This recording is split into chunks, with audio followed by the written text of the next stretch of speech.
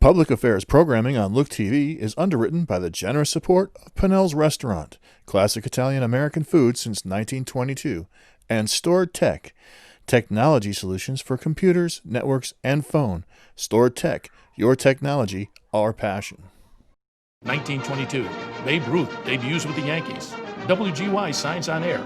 Exterminator wins the Saratoga Cup, and Pinnell's Restaurant opens its doors for the very first time. For 5 generations, Pinnell's has been preparing delicious Italian food, served in a comfortable, home-like setting where everyone is welcomed. 90 years of authentic Italian recipes, 90 years of the freshest ingredients, and 90 years of the finest classic Italian dishes, all made daily by hand. Pinnell's Italian Restaurant, a Saratoga dining tradition since 1922. Most cybersecurity firms deal only with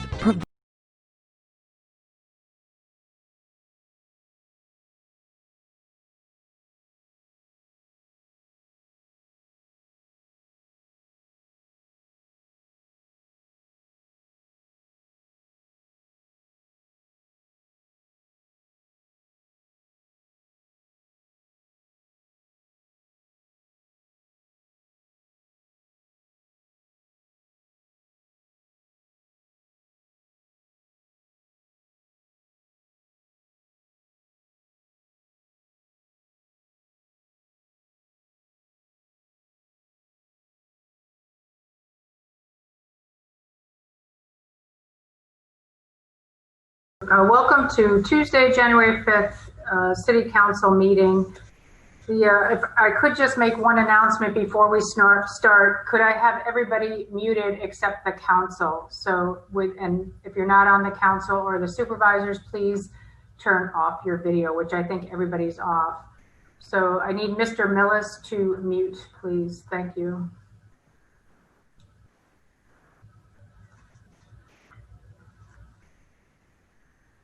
Mr. Millis, do you hear me?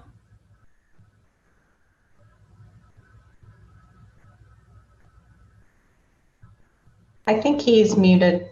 Okay, it's not showing as muted to me. Okay. Okay. It's not showing that he's on either. Okay, so let's get going. We have no public hearings this evening, so let's get started with roll call, please. Commissioner Frank? Present. Commissioner Madigan? Present. Commissioner Scirocco? Here. Commissioner Dalton? Present. Mayor Kelly? Here. Supervisor Veach? Here. And Supervisor Gaston? Here. Please rise for the Pledge of Allegiance. I pledge allegiance to the flag of the United States of America and to the republic for which it stands, one nation, under God, indivisible, with liberty and justice for all.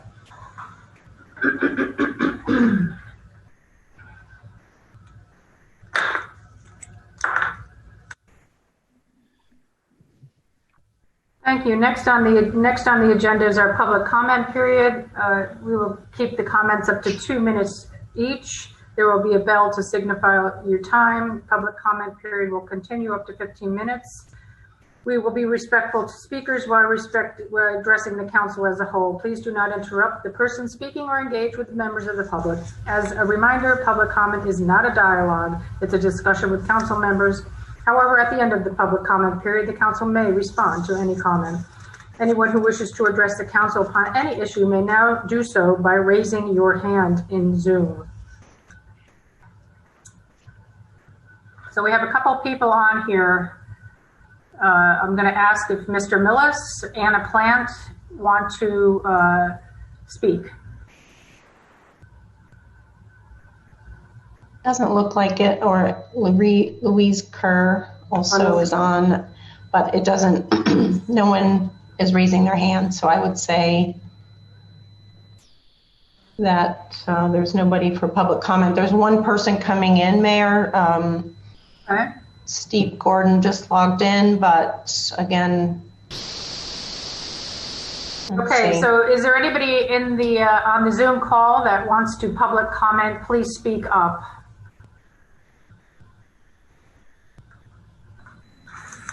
Nope.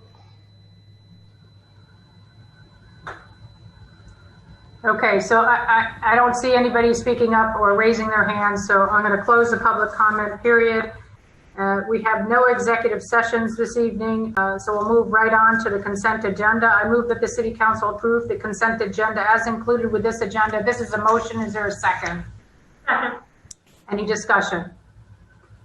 All those in favor say aye. Aye. Aye. All those opposed say no. The matter passes. On to the Mayor's Department. My first item is an announcement. The 2021 Community Development Block Grant Sub-Grantee application period opens 1/15/21. The Community Development Department will be opening up the sub-grantee application period for the Community Development Block Grant 2021 program year starting January 15th. Application guidance and forms and the program year schedule will be made available on the city website very soon. My next item is discussion and vote approval to hire a senior planner in the planning department. As the council is aware, the administrator of planning and economic development has retired. My recommendation is for the deputy mayor to fulfill the department head's duties for now and to hire a senior planner for the essential planner's duties, which include managing the design review commission. This retirement is an opportunity to take a fresh look at our staffing plan and adjust the organizational structure where necessary. Hiring a senior planner at a lower salary is fiscally responsible now, especially with the budget constraints while we evaluate the department needs. Funds to cover this position are readily available in our 2021 approved budget. The senior planner is an established title in the CSEA contract. The Civil Service Commission met on 12/29/20 and approved the second senior planner position. A budget transfer of $61,912, grade 14, step 1, will be submitted for the next council meeting. So I move that the City Council approve the hiring of the senior planner in the planning department. This is a motion. Is there a second? Second. Any discussion? So I'm going to vote no tonight on this position because on my agenda, there is an update about city finances. It'll be a sobering update for the beginning of the fiscal year 2021. And at this time, I think we need to enforce our hiring freeze, and especially a hiring freeze for those positions in which employees have just retired. The best way to save money is to delay replacing retired employees. And I appreciate that it will save some money since the entire salary has been budgeted for this position, and it was significant because it was a significant senior level position that we had retiring. But it's these type of positions I'm hoping people will retire, and we can go a long while until we have a better idea of what the future will hold for us before we move forward and replace them. I do appreciate that the planning department is quite busy, I guess. I don't know really much about how busy they are with COVID still being with us. I did look through some old agendas. There's definitely some activity in DRC, but primarily DRC seems to be our least busy of the three planning units. So it's not personal, but I'm very concerned about city finances right now. Thanks. May I ask what the approximate differential was between what the line was prior to this, the salary was prior to this versus the 60 something that was just approved now? I believe it was around 150. So it's a very significant decrease. Yes. From one. Yes. Yep. Unfortunately, Commissioner Bennett, you might be right, but progress as far as DRC and the planning board and all that stuff, it just doesn't stop in the city. And my understanding is the workload is there. It's not like it's not there. I mean, obviously, the planner has retired, and somebody has to take over that part of it. I mean, it makes sense to put another senior planner in there at, roughly, well, probably less than what the total salary would be. And then, as far as down the road, then we can just evaluate the position down the road. But I think it makes a lot of sense, and it's, financially and both, financially and administratively makes sense. So again, I'm going to support it under those conditions. Any other comments? Okay, all those in favor say aye. Aye. Aye. Those opposed say no. No. Any abstentions? The matter passes. My third item is discussion and vote Saratoga Springs Recreation Department part-time seasonal personnel referee proposal. Any part-time seasonal hourly employee will be paid the approved 2021 starting hourly rate effective 1/30/21. Please note if any employee current or returning rates exceeds the proposed rate, the employee will be frozen at the issued rate received within the last 24 months. I move that the City Council approve the Saratoga Springs Recreation Department part-time seasonal personnel referee proposal as included. Well, it wasn't included with the agenda. I sent it to the council just before the meeting. And this is a motion. Is there a second? Second. Any discussion? All those in favor say aye. Aye. Aye. Any opposed say no. The matter passes. And I'll turn it over. That concludes my agenda. I will turn it over to Commissioner Frank of Accounts. Thank you, Mayor. We just have one item this evening. It's an announcement that the state has passed legislation to address senior and disabled homeowner exemptions. The New York State Legislature held a special session and Governor Cuomo signed into law the COVID-19 Emergency Eviction and Foreclosure Prevention Act. This legislation includes a provision that covers senior citizens and persons with disability exemption for the 2021 assessment roll. The legislation, one, requires local governments to carry over senior citizen homeowner exemption and disabled homeowner exemptions from 2020 assessment roll to the 2021 assessment roll at the same levels. Two, it requires local governments to provide renewal applications via electronic or postal mail for individuals who may be eligible for a larger exemption in 2021. Three, allows local governments to specify procedures where the local assessor may require renewal applications from residents who they no longer believe qualify for the exemption. And it also bars any requirement that a recipient be required to appear in person to file renewal if one is required. So I had Tony Papaluzio briefly go over that with you yesterday. And as we talk to more local governments, we'll probably address this at the next meeting also. Thank you, Mayor. That concludes my agenda. Thank you, Commissioner. On to Commissioner Madigan of Finance, please. Thank you, Mayor. So my first item is an update on city finances. This will be a recurring topic at most 2021 council meetings. Yesterday, I distributed an updated cash flow worksheet to the council. In the future, I'll try to have those uploaded, but we didn't have it quite completed by the time I wanted to get the agenda out, but I knew I wanted to give an update. The cash flow is the money that we have in the bank, and mostly what we have in the bank right now is what we just recently borrowed from Adirondack Trust. You will see a lot more money coming into the bank as we get into February with our first quarter property taxes. So that's money that we expect to be money in our bank account, money that we expect to be coming into the bank and money going out of our bank account. Budget's what we plan to do with the money. In years past, prior to COVID-19, the budget has been a bit less than the money than we've had in the bank, which is good. We can outlay cash to cover grants and other things, and we can wait for that reimbursement. Right now, our cash flow is not great, and we keep running into this problem. We ran into it last June and last December, and we're going to run into it again this June. In 2020, we planned on spending, a certain amount. However, money coming in was much lower than expected, and we used that money. As you know, we've been through 2020. So I want to make sure that the council and the public hears this message. 2021 is looking very similar. And unless there are significant revenue breakthroughs, our financial situation will be similar to 2020.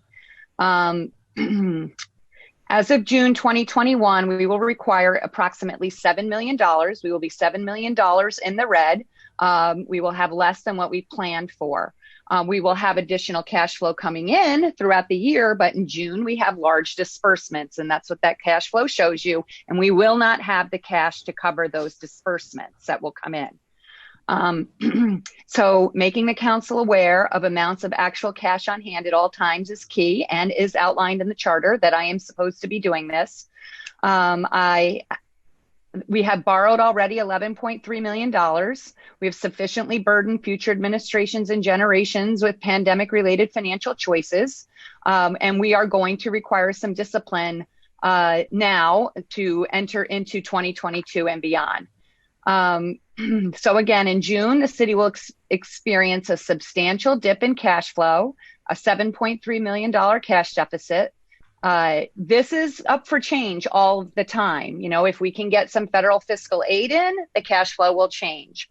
I am going to be looking at sales tax for January, February, March, and April. I think those numbers are a bit low, but I don't know yet. I don't know what the impact of COVID and the variant strain is going to be on our city revenues in the first quarter of the year.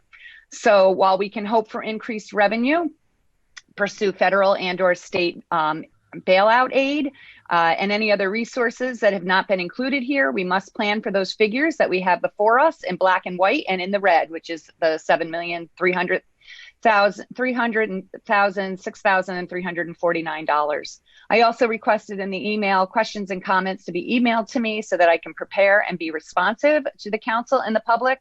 I'm also looking for your suggestions as to how we might meet the challenge of the projected cash flow projections through June 2021, in which, again, we will be negative $7,306,349.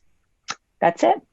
Item number 2 is a discussion and vote refunding for the bond resolution. The finance department has, yep, go ahead. Sorry, can I ask you a quick question on your first item?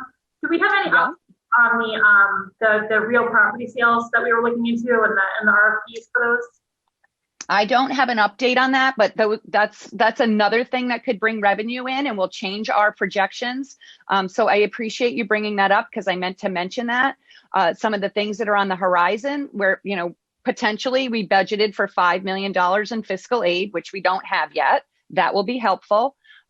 Selling property will be helpful and bring in new revenue.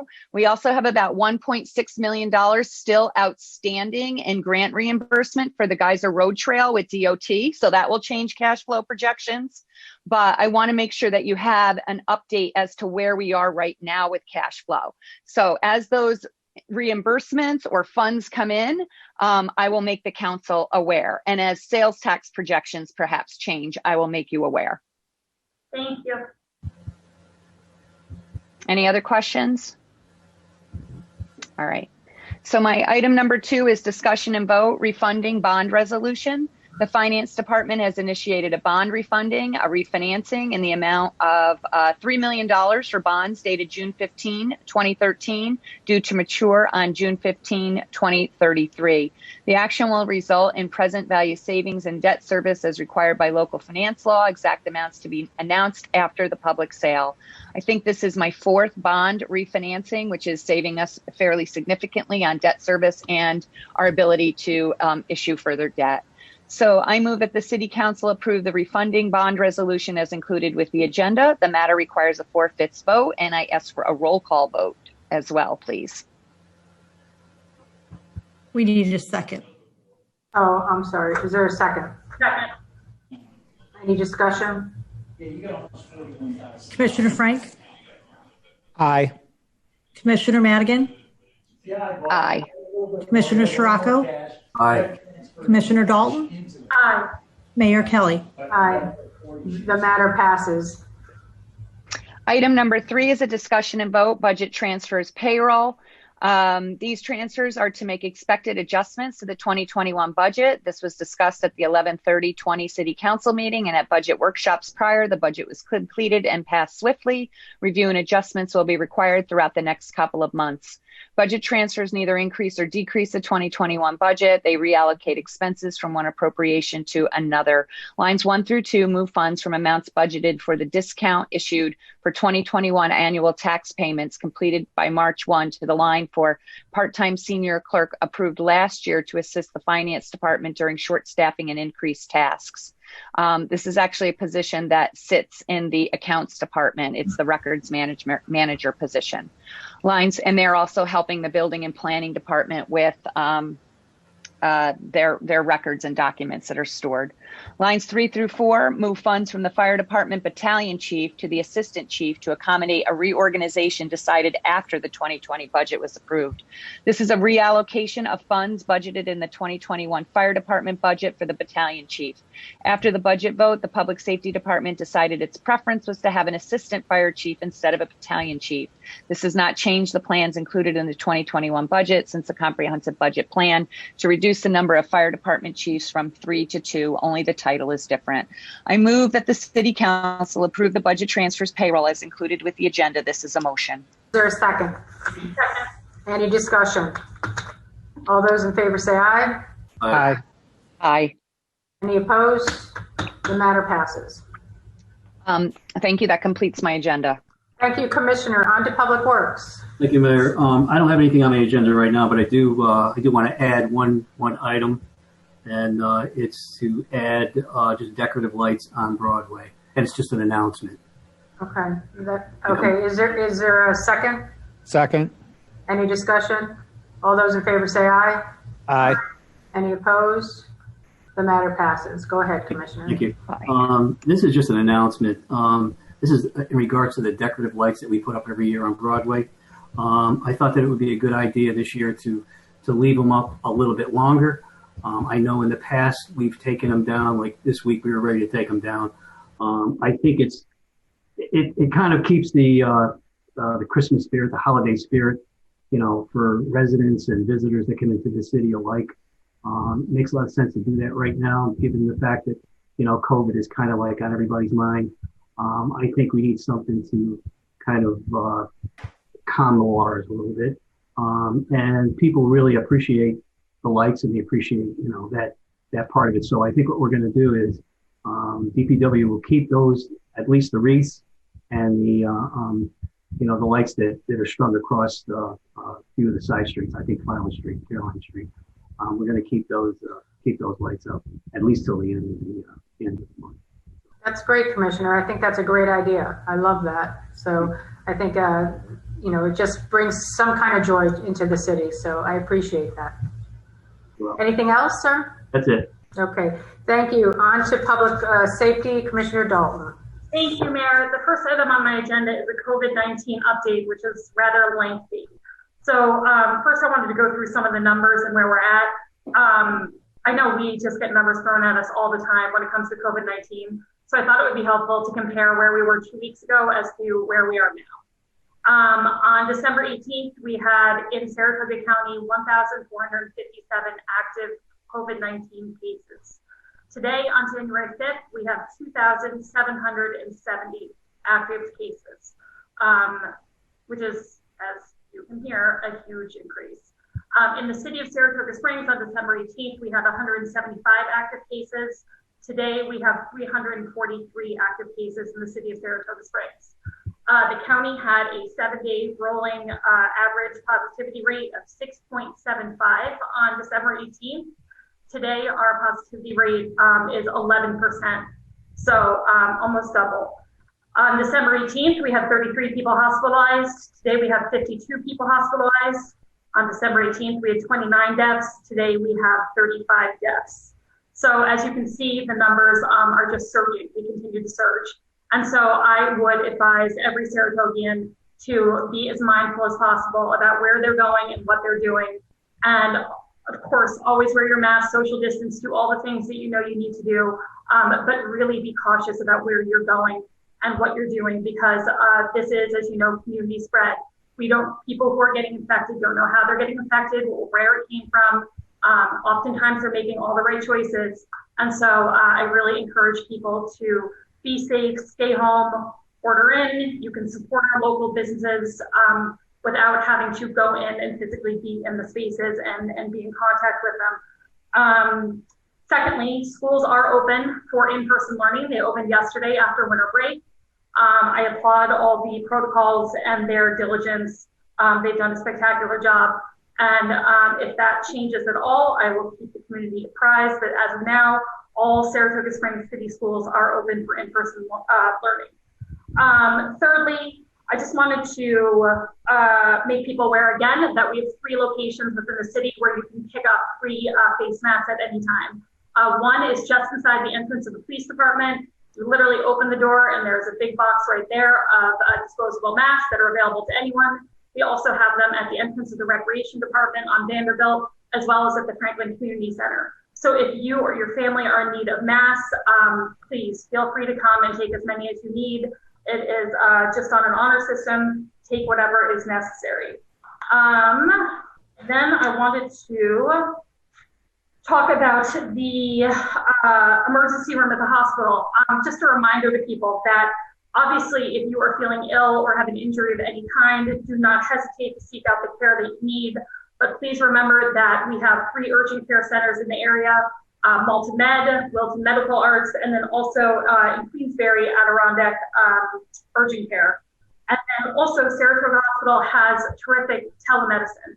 And so if you're experiencing an issue that's minor and you feel it could be initially addressed with telemedicine, that would be a terrific first step so we can take some of the pressure off of the emergency department that they're experiencing right now. Next, I would like to talk about,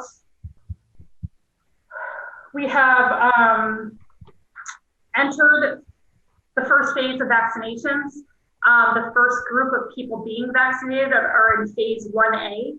These are our frontline high-risk workers. These are people who are working in our hospitals, our doctors, our nurses, our fire department, as you all know, are also our EMS and paramedics. They have begun getting vaccinated, but the appeal that we're putting out there from to the public is that we are very much in need of people to help facilitate these vaccinations. So if you're a former doctor, a former nurse, medical student, so on and so forth, there's a whole list online and you want to volunteer to help facilitate these vaccinations, that would be tremendous. That is what we need right now. The city and the county are also working together to identify points of distribution, PODs is what they're called, for people to go and get vaccinated.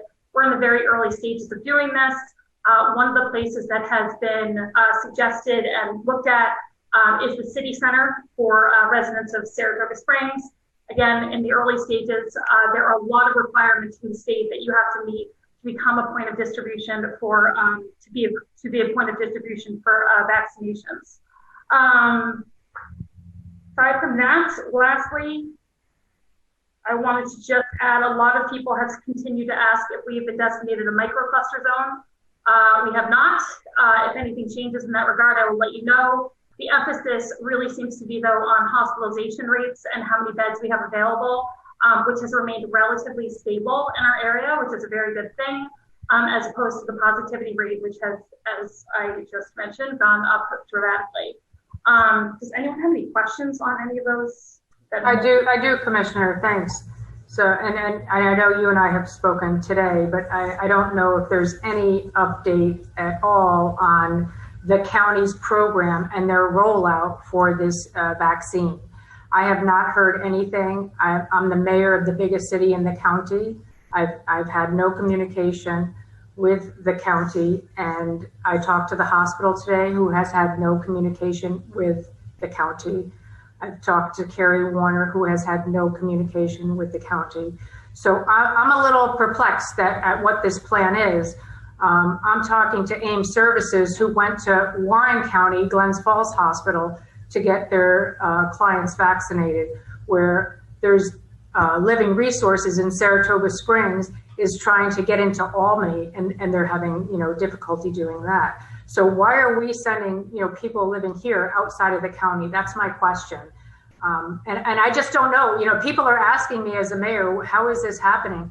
I have no clue, and I don't get any answers. So I don't know if you could help me out. I don't think you can, because I know we discussed it, but I wanted to put it on the record that I have no idea. I mean, people ask me every day. I get as many emails as all of you commissioners, and I'm going to tell you, I don't have any answers, and I don't get anything from the county.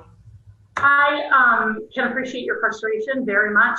As you know, we don't have a public health department, so we are reliant on the county public health department for information, whether it's about vaccinations or metrics. I don't have those answers for you. I would definitely defer to the county supervisors, who I know are going to have an update at the end of this meeting.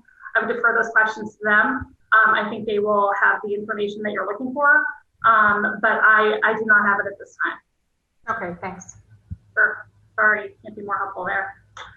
Anyhow, that concludes the COVID-19 update. The second item on my agenda is pre-foreclosure and foreclosure prevention announcement, which is in March of 2017, we received a grant from the Local Initiative Support Corporation for its zombie and vacant properties remediation and prevention initiatives. Over the past few years, with the money from this grant, our department has been able to create a vacant structural ordinance and registry, hold community outreach informational meetings, create a database, help with legal and code enforcement costs, and mail postcards and letters that can help proactively address foreclosure or pre-foreclosure prevention. I just wanted to make the council and the public aware that the last requirement of this grant is to send out informational letters on foreclosure prevention.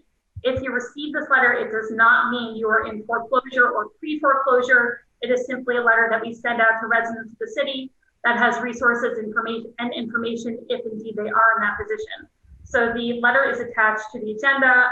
People can read it, but I just wanted to stress to the public and also make the council aware that if you get this in the mail, do not immediately panic and assume that for some reason your property is in foreclosure or pre-foreclosure. This is simply informational to help people who may or may not be in that situation. Then finally, my third very happy announcement, and I think he is on our call, is regarding Chief Dyer. Are you with us, Chief Dyer? There he is. Hello. So I'm delighted to announce that Battalion Chief Aaron Dyer has been promoted to the position of Assistant Fire Chief effectively on December 26, 2020. So I just wanted to applaud him on this promotion.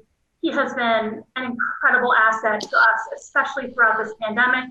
He has managed code enforcement and every element of this pandemic in terms of making sure businesses stay compliant to just everything, truly, as it comes from the state and is delivered to the community about COVID-19. Chief Dyer has been on top of all of it and managing it with our very small but mighty code enforcement staff.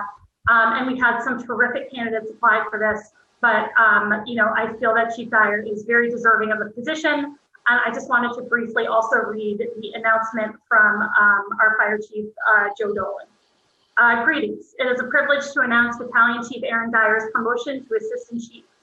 Battalion Chief Dyer's promotion to Assistant Chief is effective on December 26th. He has been with the department for over 22 years. His presence on the administration has been positive and supportive. I am pleased with the Commissioner's selection to fill this vital role. Chief Dyer has reflected a calm demeanor and positive attitude throughout his tenure with the Saratoga Springs Fire Department. He has repeatedly demonstrated leadership, knowledge, and abilities throughout his career. Most recently during this pandemic, as he was responsible for the safe reopening of businesses in Saratoga Springs. He has elevated the Fire Prevention Office to higher levels despite the loss of civilian staff. There are many well-qualified candidates for the position of Assistant Chief, and I thank those who interviewed. It is rewarding to see how many talented people we have who are willing to interview for such an important promotion. I will ask you to join me in wishing Battalion Chief Aaron Dyer a sincere congratulations on his promotion to Assistant Chief. Congratulations, Joe Dolan. So congratulations, Chief Dyer. Well, thank you. Can I say a few words? Absolutely. So, Chief, I think it's great. It's great news. It's not just COVID. We went through the fire with you too. So you have been there through everything with us. And I think Commissioner Dalton said it best. Your calm demeanor, you don't get excited about anything, and that's good when you're dealing with Meg Kelly, so that's great, right? But I do appreciate the responsiveness that you have given me personally is truly amazing. It could be 10 o'clock at night, it could be 2 a.m., and you always answer me. And I mean, it's really, really amazing. And I appreciate that as someone who needs answers rapidly, you're always right there. But more than anything, I think that the choice was well-deserved, and I wish you many, many years. So congratulations. Thank you. I'd I'll like do to my say best. congratulations.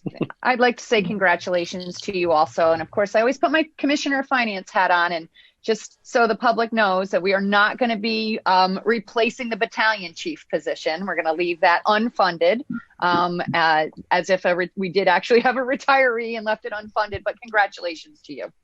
So Thank you, Commissioner. Well deserved. We are, What?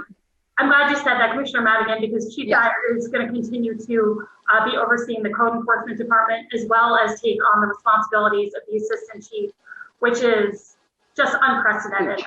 He already had just an enormous workload, and I know he's capable of doing this, but for him to make that sacrifice really reflects how seriously we take the situation we're in financially. So I thank him so much for that. Thank you. Great. Thank you. That concludes my Congratulations. Okay, thank you. 1922, Babe Ruth debuts with the Yankees. WGY signs on air. Exterminator wins the Saratoga Cup, and Pennell's restaurant opens its doors for the very first time. For 5 generations, Pennell's has been preparing delicious Italian food, served in a comfortable, home-like setting where everyone is welcomed. 90 years of authentic Italian recipes, 90 years of the freshest ingredients, and 90 years of the finest classic Italian dishes, all made daily by hand.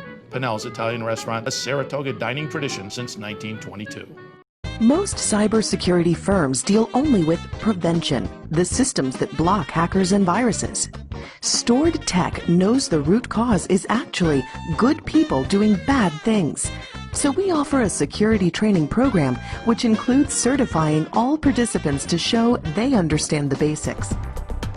Technology solutions for computers, networks, and phones. Stored Tech, your technology, our passion. On to the supervisor, Supervisor Beach. Thank you. Happy New Year, everybody. I haven't seen any of you, I don't think, since January 1st. So Happy New Year, City Council. Good to see you. My first agenda item is just to review quickly the 2020 budget from our Saratoga County that was approved on December 9th of 2020. Just a couple of quick highlights that are in the budget. The first is that we did actually approve the $350,000 for IT improvements to our county supervisor's boardroom.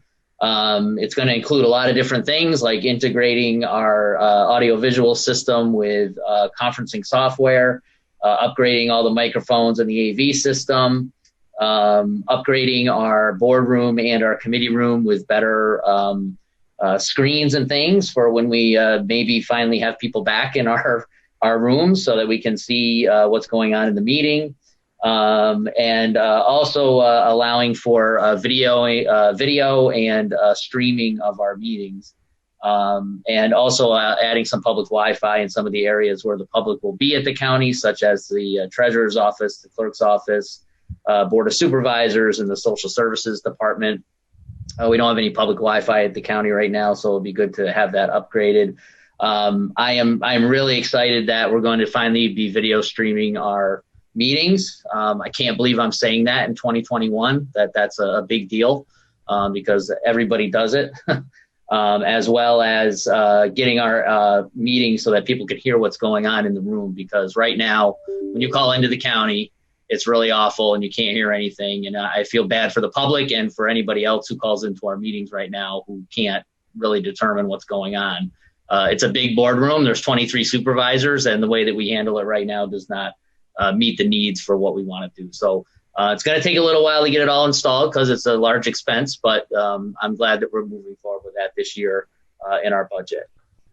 We also added $75,000 to our budget to add a public information officer. I think part of the problem with what's going on with the current pandemic, among other things, is sometimes a lack of communication, as the mayor had stated. So we need some better communication, and I think this will help a little bit to get the message from the Board of Supervisors to the public as to what's going on, number one, with what we're doing at the county, but on other matters as well. And then we also did several of other personnel changes and additions to various departments to hopefully serve the public more efficiently in the departments. We did really scrutinize all those justifications for those positions that the department heads wanted, because I think it's good for us to understand what they need and to meet those needs, because really our job is to serve the public in Saratoga County from our departments. And that's it for the budget. Again, it did pass at the meeting, so I'm glad that we're moving forward with that. Next on the agenda is just a quick update on the Buildings and Grounds end of year report for 2020. I do serve as the chair, or did serve as the chair of the Buildings and Grounds Committee for the last 2 years. I just wanted to notate a couple of things that are going on at the county with Buildings and Grounds. The first thing I just want to mention is that we are constructing a new airport perimeter fence up at the Saratoga County Airport, which should be done this year. We completed the construction of the new public safety building this year as well. We rehabilitated our County Farm Road water tower, which supplies water to the jail, which should be complete a little bit later on this year. We remodeled the fire training center after it was used as a code blue shelter early last year. Generator replacements for the operations center in Milton, Providence, McGregor, and Spruce Mountain cell sites. We set up a COVID call center this year. We had to do that from scratch. We also prepared and worked on getting the Woodlawn Avenue building ready for Shelters of Saratoga, who's currently using it. And just as a quick statistics here, the Buildings and Grounds Department at Saratoga County maintains 609,000 square feet of county building space. They also maintain exterior grounds, and they do lots of maintenance requests throughout the year. So I just want to say, as the committee chair, I want to thank our Public Works Department at the county and the Buildings and Grounds staff for doing all the tasks that we asked for them last year, and we appreciate that very much. I also want to thank them a little bit when we had our offices put in here in City Hall. The county Buildings and Grounds, as well as the city Buildings and Grounds and DPW, helped us get in here. So I want to just thank both of those departments for that as well this year. So thank you for that. And that's that item. Next item is just quickly an announcement. Again, I apologize for not being at the last meeting. Saratoga County had a marathon 7-hour-long board meeting on the 15th of December. So we were still in the meeting when the city council was meeting. I don't think that's ever happened in my whole career as a supervisor. I've come late to city council meetings, but not where I've missed the entire meeting. So again, I just apologize for that and just want to let the public know that that's where I was at the last meeting when it came time to do my agenda. And again, last, I think that's it, right? Oh no, and last on the agenda is just to announce that tomorrow at 4 o'clock, the county will have its organizational meeting for 2021 at the boardrooms in Saratoga County, where we will choose a new chairman.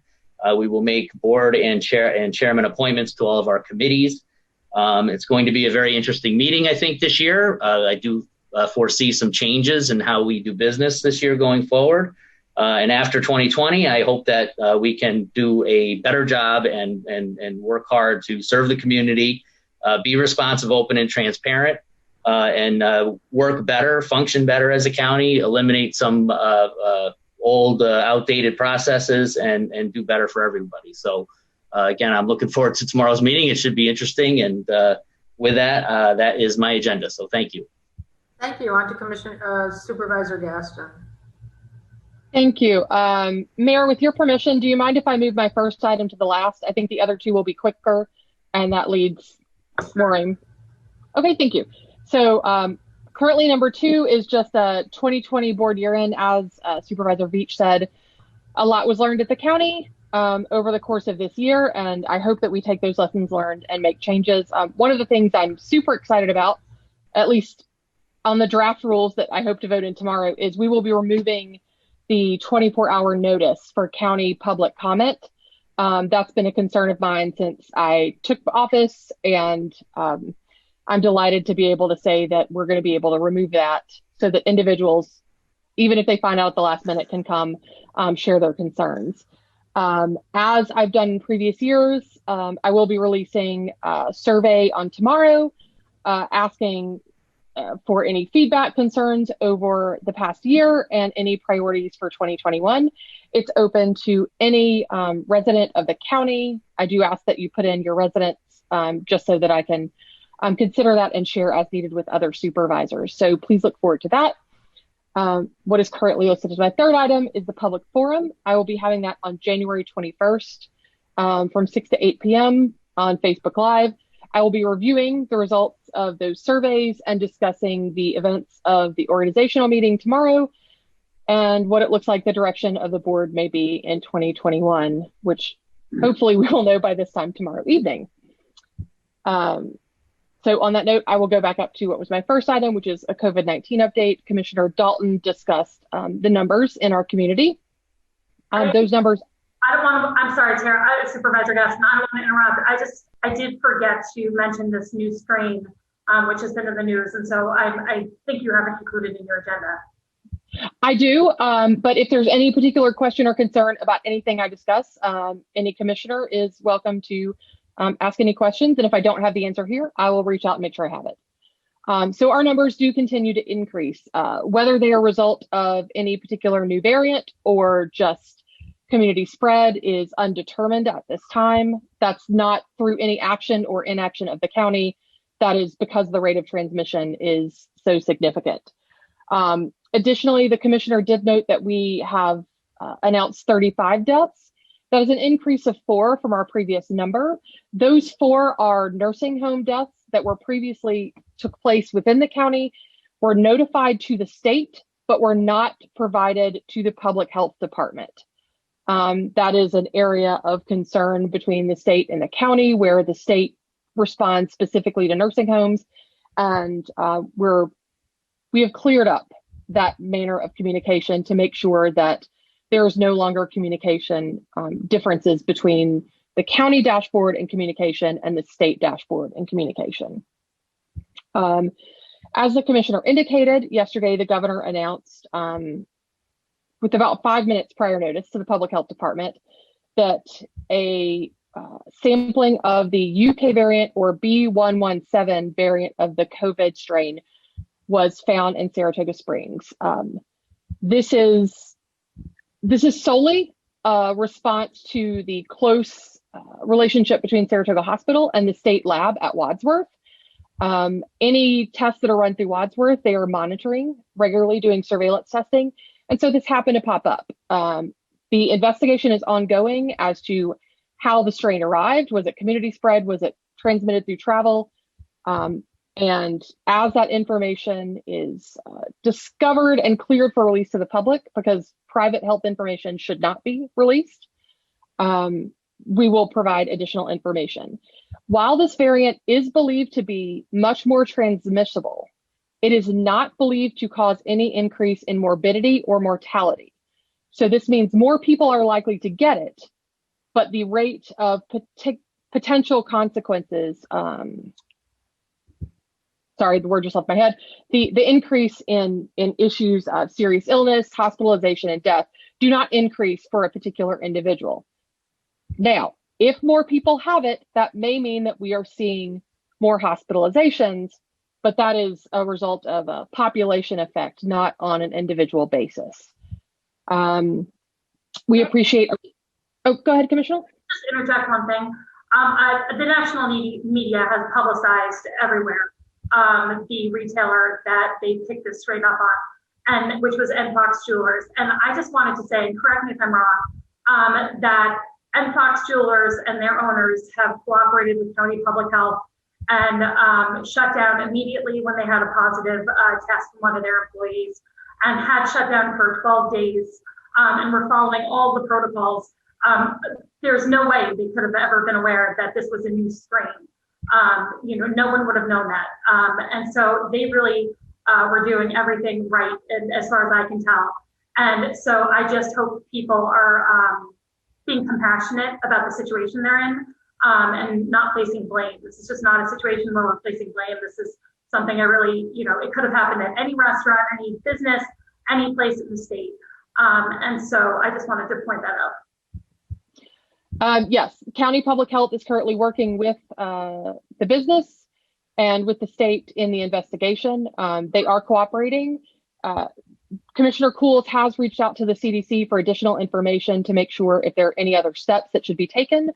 His goal is obviously primarily public health and safety, but he also wants to make sure that the business is able to reopen as soon as possible, as soon as it is safe. And as soon as that information is available, he will be working on that. And he's working closely with the state on that. They did do some testing of individuals today who are associated with the business. 4 individuals have come up as positive. I've seen news reports that indicate that those individuals do have the strain. That is an inaccurate statement at this time.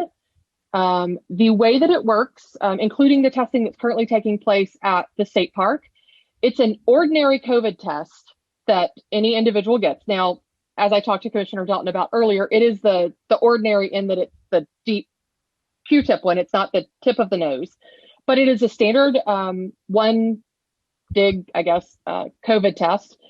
The sample is run through. If it tests positive for COVID, each of these samples are then sequenced, or they're an attempted sequence, depending on where an individual is in the illness cycle or the method of testing, whether it was deep enough or got enough of the sample.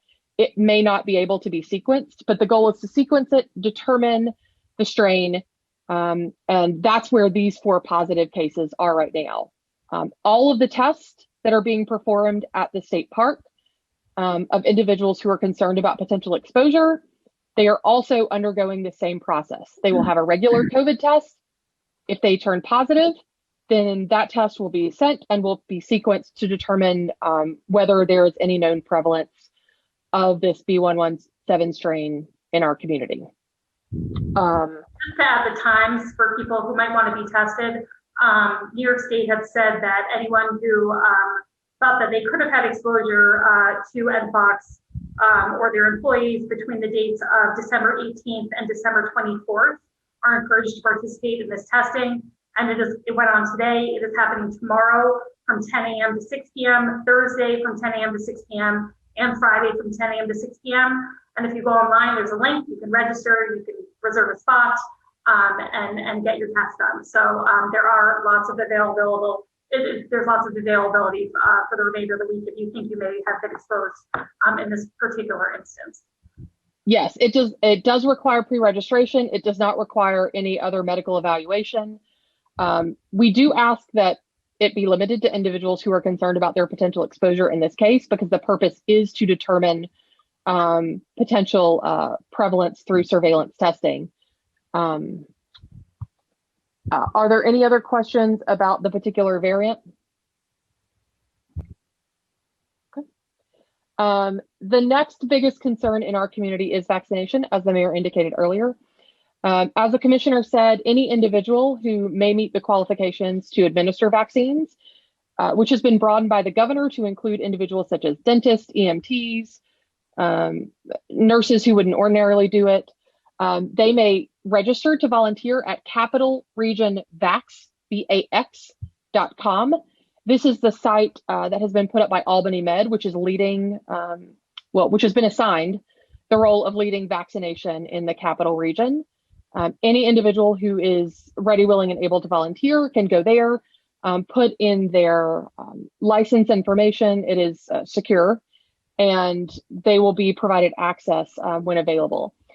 There is training that is required by the state under the governor's order prior to issuing vaccines if you do not ordinarily do so.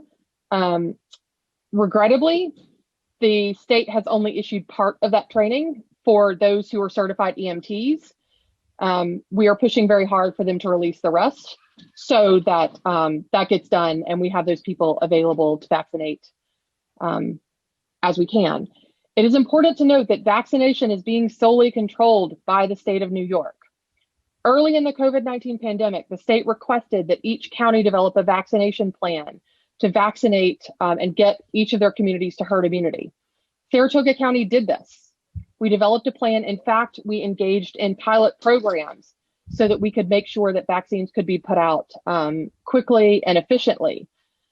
However, the Chamber and the Department of Health changed directions on that and indicated that we were going through the phased approach and it was going to be led by hospitals in each region. As a result of that, Saratoga County does not have the capacity to determine who gets vaccinated or how many vaccines we have, or even when we get them. The vaccines, we are notified often 24 to 48 hours by the state that we will have any. We have been notified that we will get some and haven't, and we have been notified at the last minute that some are going to be transitioned from other federally qualified health centers to our facilities. Right now, we have all eligible New Yorkers in phase 1A were able to get vaccinated last week. That includes high-risk hospital workers such as emergency room workers, EMS workers, coroners, medical examiners, and staff and residents at OPWDD, OMH, and OASIS facilities. Urgent care providers were also available, and any individual who would be administering a COVID-19 vaccine. Starting yesterday, we are in expanded phase 1A, which includes additional frontline high-risk health workers, anyone in direct contact with patients, including intake staff, public health workers who meet directly with the public, anyone who collects or processes COVID-19 specimens, and a myriad of medical workers, including those in private practice. A big concern that I've heard recently from our community is regarding dentists, and I did confirm with Commissioner Cools that they are in fact one of the highest risk communities, and they are included in this list. So as of yesterday, they are able to be vaccinated. Individuals who meet eligibility requirements thus far should have been notified through the HCS, the healthcare systems, which is what all medical providers with licensure get communications from. Dr. Cools himself sent out advisories to any individual who qualifies. If you believe that you are currently eligible for any of these phases and you have not received notification, your first recommendation would be to reach out to your professional association and see if they have any guidance. This is true whether you are a member of them or not. Commissioner Cools has reached out to these organizations. They have the information and can connect you. If you are not a member, you don't know how to get in touch, but you do believe that you are eligible, please reach out directly to me at tngaston@saratogacountyny.gov or call me at 518-934-1944. Supervisors, or Supervisor Beach as well. We are collecting this information for our communities for individuals who believe that they are eligible and have not yet received notification, and are collecting this to be forwarded to the commissioner to make sure that they do receive notification. There is a state website to check eligibility. At this time, there are some problems with it, so I do not recommend that you use that website. However, within the next 12 to 18 hours, either that will be fixed or Saratoga County will be putting up their own website so that individuals can check their own eligibility. The next phase of vaccination is 1B, and that is expected to be expanded to individuals who are 75 and older and or who have certain pre-existing conditions. I understand that the information on vaccination is not where the public would like it, where the city would like it, where I would like it. It's also not where the commissioner would like it. The state is, again, very tightly controlling these phases. The information that they are posting on their vaccine distribution page is all that has been released, publicly or otherwise. We are requesting additional information, and as soon as we get it, we will be putting it out. There are currently no facilities in Saratoga County that provide vaccination to the public generally. Well, there are no approved. If there are any, they are not under the purview of the Public Health Department, and they are acting contrary to the orders of the governor and the Department of Health. So I have not heard of any. I hope that's not actually happening.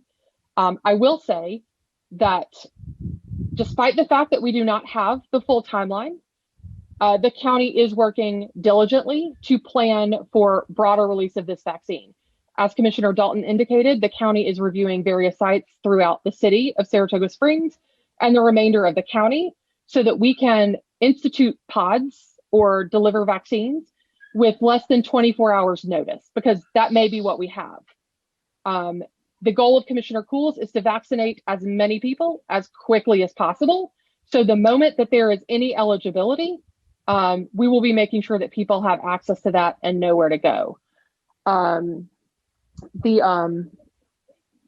Yep. Okay, I covered those parts of the vaccine. Can I jump in one more thing?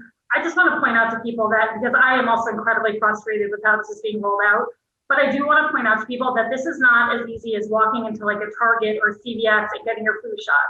This is much, much more complicated in terms of how the vaccine itself is stored at the point of distribution. And then also you have to get 2 shots for this. And there's a very specific time window that you have to wait in between those 2 doses. I believe one is 28 days, the other is 21 days. So when people are coming in to get a vaccine, you are going to have to make sure they're scheduled to come back within those 21 or 28 days. And that's going to be an ongoing situation.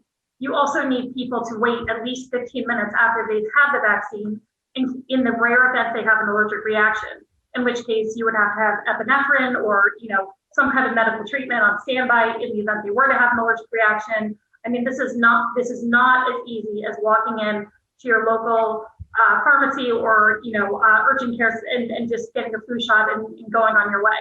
And so I just think people need to be aware of some of the intricacies as we, go through this process and are feeling frustrated. It's not as easy as it might appear. I agree, Commissioner Dalton. It's not an easy task, but if this has been since March, we should have a plan, I think. So we do have a plan. I think that, to sit there and where is Dr. Coles? Bring him on, have him meet us at least. He's unavailable to everybody. That's what I hear. So he needs to speak to us, the public, and he's not. So that's my number one issue. That, I have not heard from him, and the public needs to hear from him. He's the new guy in town that we're all looking to for answers. And, we get more out of Tara Gaston than this new doctor. So, I mean, this is kind of where I'm at. And I am frustrated because, have we contacted the Navy? The Navy has staff. They know how to give a shot. They have facilities. There's things that, I'm hearing that aren't being done at the county level that, or maybe they are. I don't know. Nobody's really telling me what's going on. So that's my frustration to the county. The county has to deal with the state. I get that piece. And I get that they throw things at you really fast. They did it all through COVID to Commissioner Dalton and her team. They threw things at her, within 5 minutes and everybody had to jump. We get that. But we do need, this is what the public's waiting for. It's here, and nobody's telling us anything other than Tara Gasson at a council meeting that how many people are watching. I could probably tell you there's probably 19 people on here. Where is the Commissioner of Public Health? That's what I want to know. Get them out and have them start making announcements to the public. We want to hear from him. I mean, where is he? That, and I know that, I'm preaching to the wrong person, and I don't mean to be taking it out on the supervisors, but I mean, that's a message that I want to get out there because people are asking me for those answers and I can't get them. So have him come out. They did a Facebook Live today. I don't know if anybody watched it, but I did. Holy cow. I really think that we need to get the commissioner to take a handle on this. The commissioner is, and I actually have a statement that I was going to read at the end, but I'll just basically, a significant portion of the response to COVID, including vaccination, requires his physical presence based on the requirements of the state as given. What that means, where is he right now? He's on his phone with the state in pushing these tests and making sure that our community has the information they need. I was on the phone with him. I'm just going to stop you there because, he can't be on the phone 24 hours a day. I'm not going to, you could say that he's on the phone right now. Is he in the room with you? Do you know that? I mean, come on. I don't want to get into this, but, that's a little bit of a ridiculous statement.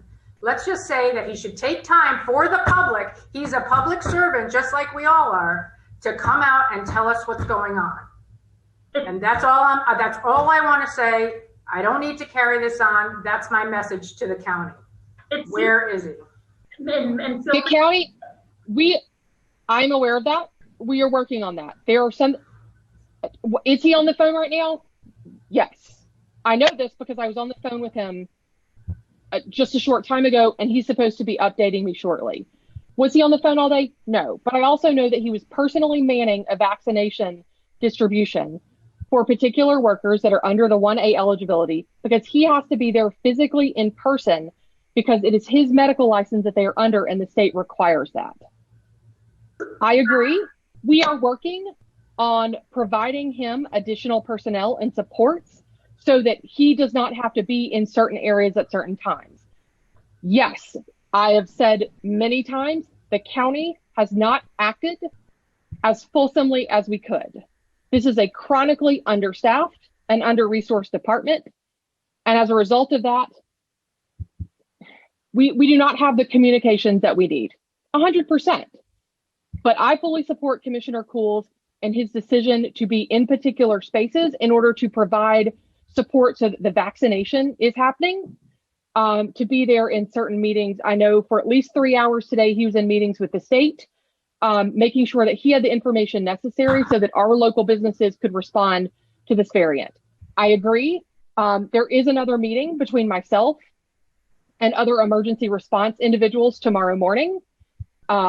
We are taking additional steps, including hiring personnel if necessary, to support this and to make sure that we free up some time so that the commissioner himself can speak. Regrettably, at the time that the Facebook Live was scheduled today, we tried to get the commissioner in and scheduled around him, but he was on a call with the state at that time in response to this.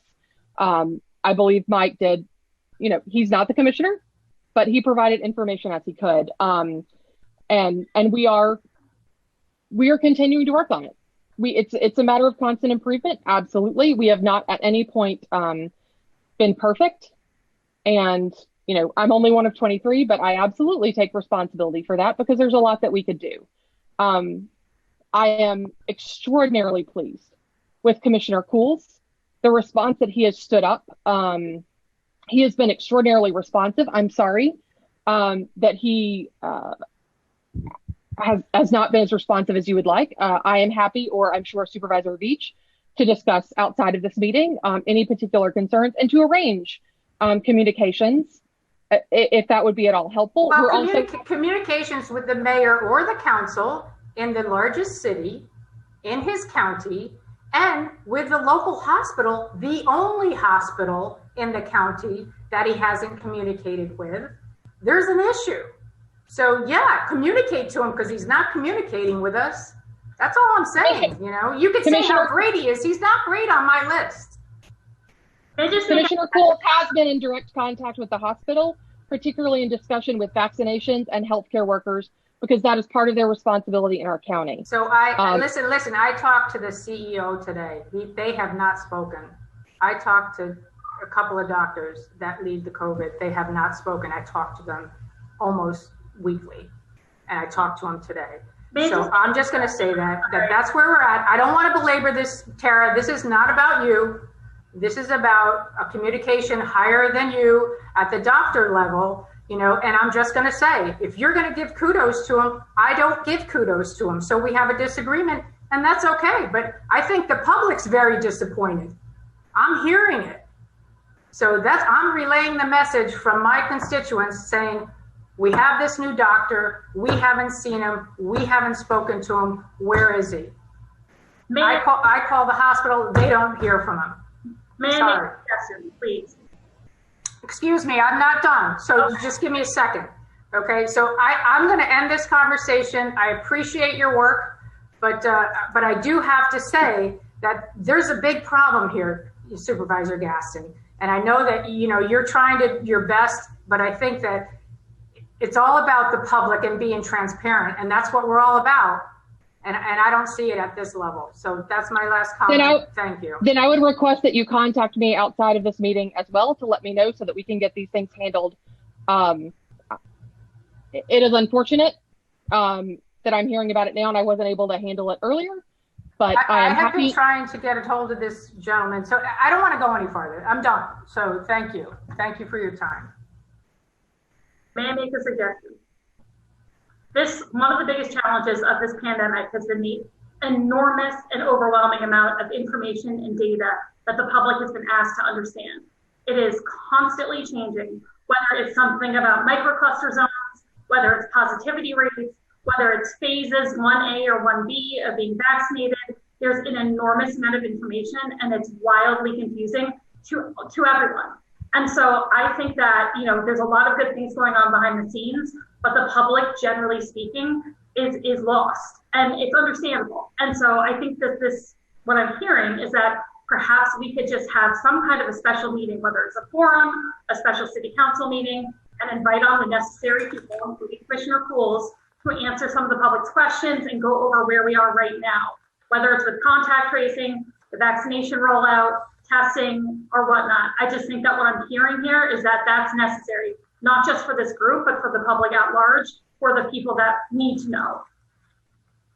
Okay, Commissioner or Supervisor Gaston, do you have anything else? Yes, I would like to read the statement that I had, and then I will be done. Thank you. Saratoga County Public Health Department is working hard to respond to COVID-19, including through contact tracing, emergency response, and planning for vaccination. Many of these aspects of the response must be led directly by Commissioner Pools, including through physical presence at vaccine distribution. And unfortunately, many aspects of public communication, such as today's Facebook Live, have involved other individuals. Much of the work of the department right now is also not as visible and out in the public as it is planning, investigation, and research. Our public health department is doing their job, even when it's harder to see. However, we do need the public to do their job as well. We ask you to wear masks, consider the risks in engaging in any activity outside of your home when given the risk profile of your community, of your household, minimize travel and gatherings to only that necessary, and to monitor for symptoms and contact your healthcare provider with any concerns about symptoms or exposure. When contacted by county or state contact tracers, I ask that you answer completely and honestly. The goal of contact tracing is not punishment, but prevention, so that there is no more transmission or that transmission is reduced. Neither the public health department nor the community alone can overcome this challenge. It requires all of us working together. Any individual who has any concerns about what public health is doing or not doing, or any other concerns or questions, can contact me at any time. I have heard from many members of the public, and we are responsive to that, and I will continue to be so as long as I hold the ability to do so in this position. That concludes my agenda. Thank you, Supervisor. Any other business from the council? Then we are adjourned. Good night. Public Affairs programming on Look TV is underwritten by the generous support of Pinnell's Restaurant, classic Italian American food since 1922, and Stored Tech, technology solutions for computers, networks, and phone. Stored Tech, your technology, our passion. 1922, Babe Ruth debuts with the Yankees. WGY signs on air. Exterminator wins the Saratoga Cup, and Pinnell's Restaurant opens its doors for the very first time. For 5 generations, Pinnell's has been preparing delicious Italian food, served in a comfortable, home-like setting where everyone is welcome. 90 years of authentic Italian recipes, 90 years of the freshest ingredients, and 90 years of the finest classic Italian dishes, all made daily by hand. Pinnell's Italian Restaurant, a Saratoga dining tradition since 1922. Most cybersecurity firms deal only with prevention, the systems that block hackers and viruses. Stored Tech knows the root cause is actually good people doing bad things. So we offer a security training program which includes certifying all participants to show they understand the basics. Technology solutions for computers, networks, and phones. Stored Tech, your technology, our passion.